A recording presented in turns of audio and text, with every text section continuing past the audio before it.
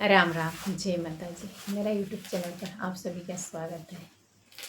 आप सब कैसे हैं? मैं आशा करती हूँ कि आप सब स्वस्थ होंगे, मस्त होंगे, अपने अपने काम में व्यस्त होंगे। मैं भी अच्छी हूँ और आप सबके बीच में मैं एक बसंत पंचमी के सरस्वती मैया के गीत सुनाने जा रही हूँ। कैसे लगेगा प्लीज़ कमेंट में ज़रूर बताना। तो चलिए, मैं देर ना करते हुए आप सबके बीच में प्यारा सा गीत सुनाने जा रही हूँ। बीड़वाला माए राउर करिसो मेरा नावा हो। बीड़वाला माए राउर करिसो मेरा नावा हो। आके तुलजिया बचाव एहो सरदा मैया। आके तुलजिया बचाव ए सरदा मैया। सूर्य के सरिता हऊ तार के तरैया हो। सूर्य के सरिता हऊ तार के तरैया हो। सारे दुखियन के मैया हरलू बोलैया हो। सारे दुखियन के मैया हरलू बोलैया हो। सुबह शाम मैया राउर कर सुमीरा नावा हो। सुबह शाम मैया राउर कर सुमीरा नावा हो। आह के तुलजिया बचाव एहो सरदा मैया।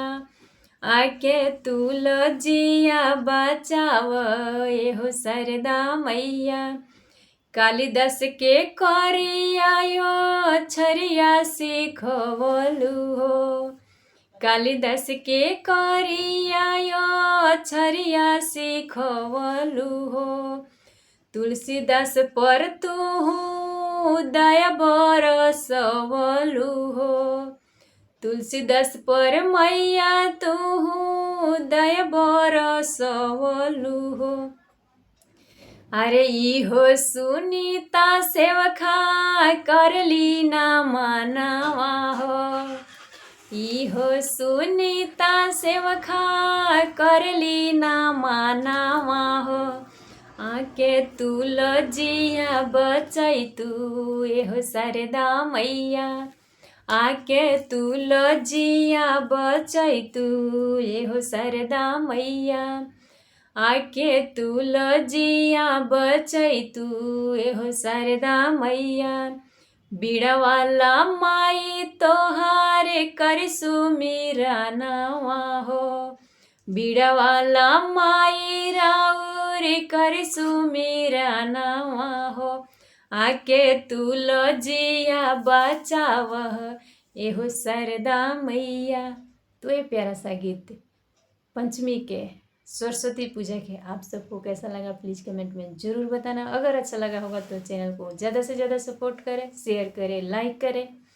अपने मनपसंद गीत कमेंट में लिखें, मैं सुनाने का पूरा प्रयास करूँगी। और मैं मिलती हूँ एक दूसरे वीडियो में नए गीत के साथ। तब तक के लिए नमस्कार।